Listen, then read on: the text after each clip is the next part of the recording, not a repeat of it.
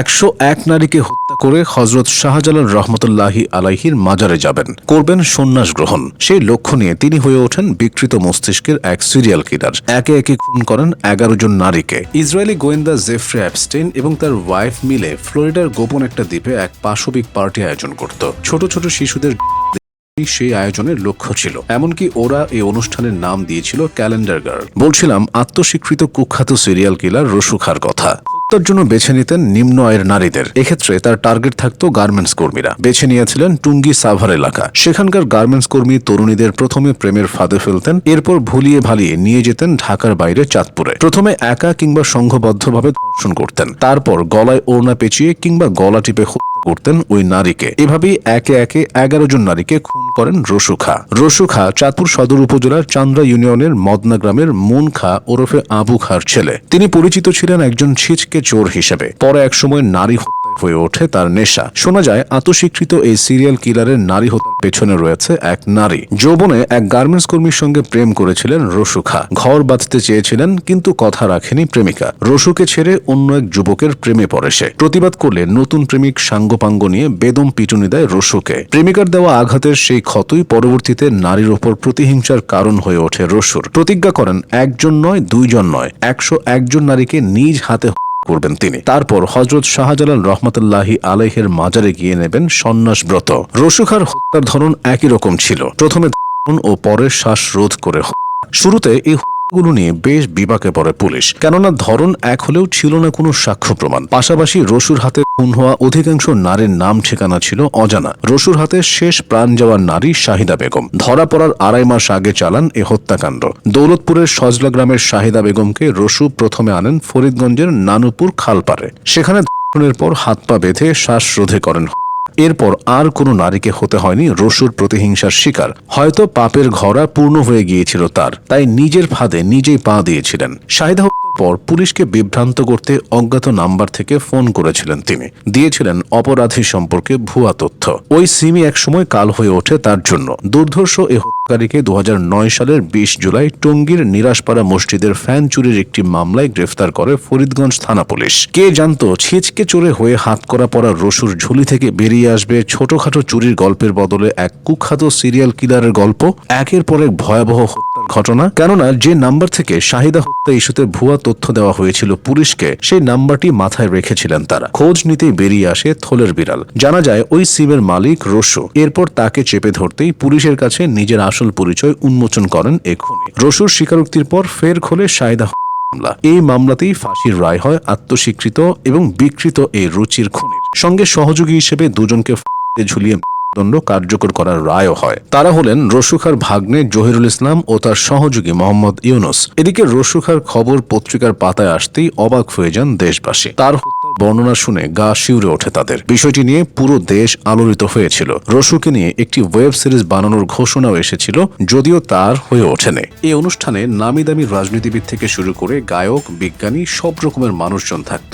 Bill Gates, Donald Trump, ট্রাম্পের ছেলে মেয়ে president Bill Clinton, Stephen Hawking, Bob Shapiro, Zohran মামদানির মা সহ আরো অনেকেই ছিল। ভারতের প্রধানমন্ত্রী নরেন্দ্র মোদীর নাম এবং ক্ষমতাচ্যুত প্রধানমন্ত্রী শেখ হাসিনার নামও পাওয়া গেছে এই ফাইলে। নিশ্চয়ই প্রশ্ন জাগছে, কুখ্যাত যৌন অপরাধী অ্যাপস্টিন কিভাবে পুরো বিশ্বজুড়ে সব রথী মহারথীদের এক ছাদের নিচে করেছেন? কে এই অ্যাপস্টিন? জেফ্রে অ্যাপস্টিন ছিল ব্রুকলিনের এক সাধারণ পরিবারের ছেলে। জন্ম 1953 সালে। সে কলেজই শেষ করতে পারেনি, কিন্তু নিউ ইয়র্কের এলিট ডেল্টন স্কুলে শিক্ষকতার চাকরি জোগাড় করে ফেলে। ভুয়া ডিগ্রি আর আত্মবিশ্বাসী মিথ্যার উপর ভর করে সেখান থেকেই তার জীবনে ঢুকে যায় সেই সব বাবা মা যারা ওয়াল স্ট্রিট আর আমেরিকান ক্ষমতার কেন্দ্র থেকে আসা। আর সেই যোগাযোগই তাকে নিয়ে যায় বিনা ডিগ্রিতে সরাসরি ইনভেস্টমেন্ট ব্যাংক বেয়ার স্টিয়ার্নসে সে খুব দ্রুত উপরে উঠে যায়। এমনকি লিমিটেড পার্টনার পর্যন্ত হয়ে যায় ওই ব্যাংকের। কিন্তু কিছু রেগুলেটরি ঝামেলা আর সন্দেহজনক ট্রেডিং এর কারণে 1981 সালে তাকে বেরিয়ে যেতে হয় সেখান থেকে। এরপর সে তৈরি করে নিজের কোম্পানি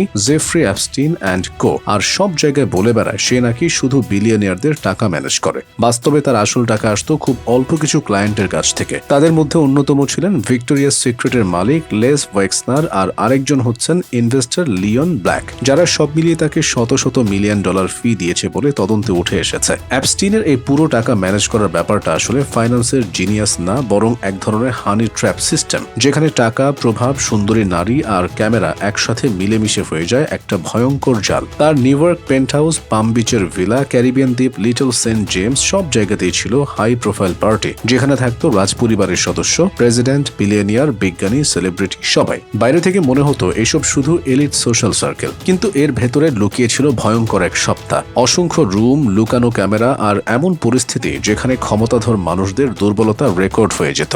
তদন্ত আর সাক্ষ্যগুলোতে ইঙ্গিত পাওয়া গেছে এই ভিডিও আর ছবি ছিল তার লেভারেজ মেশিন, যা দিয়ে সে নিশ্চিত করত কেউ যেন তার বিরুদ্ধে দাঁড়াতে না সাহস পায়। অ্যাপস্টেইন শুধু বিলাসী জীবনই চালাননি, নিয়ন্ত্রণও করেছেন মানুষকে।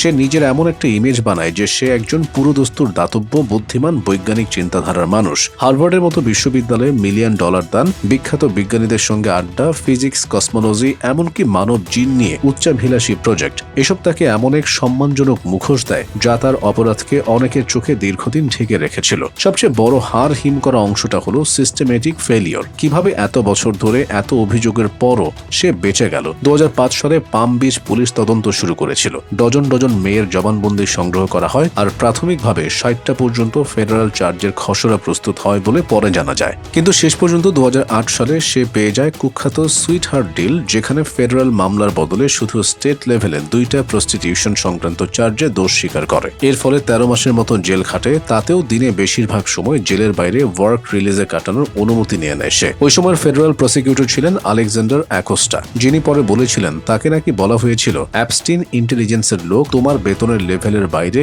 একে একা থাকতে দাও, এমন সব কথাবার্তা। অবশ্য এ নিয়ে প্রচুর বিতর্ক আছে। এই একই অ্যাকোস্টা পরবর্তীতে ডোনাল্ড ট্রাম্পের প্রশাসনে শ্রমমন্ত্রী হয়েছিলেন আর 2019 সালে অ্যাপস্টিনের নতুন গ্রেফতারের পর চাপের মুখে পদত্যাগ করেন। 2019 সালে আবার ফেডারেল চার্জে তাকে নিউ ইয়র্কে গ্রেফতার করা হয়, সেক্স ট্রাফিকিং আর কনস্পিরেসির মতো গুরুতর অভিযোগে। কয়েক সপ্তাহের ভেতর 10 আগস্ট জেফ্রি অ্যাপস্টিন জেলে বরণ করেন। অফিসিয়াল রিপোর্টে এটাকে আত্মহত্যা বলা হয়, কিন্তু ক্যামেরা নষ্ট থাকা, গার্ডদের অবহেলা, এসব কারণে Epstein did not kill himself এমন মিম থেকে শুরু করে অসংখ্য কনস্পিরেসি থিওরি দাঁড়িয়ে যায় অনলাইনে। বলা হয় বিশ্বজুড়ে রথী মহারথীরা নিজেদের জঘন্য সব অপরাধের প্রমাণ মিটিয়ে দিতেই জেফ্রি অ্যাপস্টিনকে করে এবং একে আত্মহত্যা বলে চালিয়ে দেয়।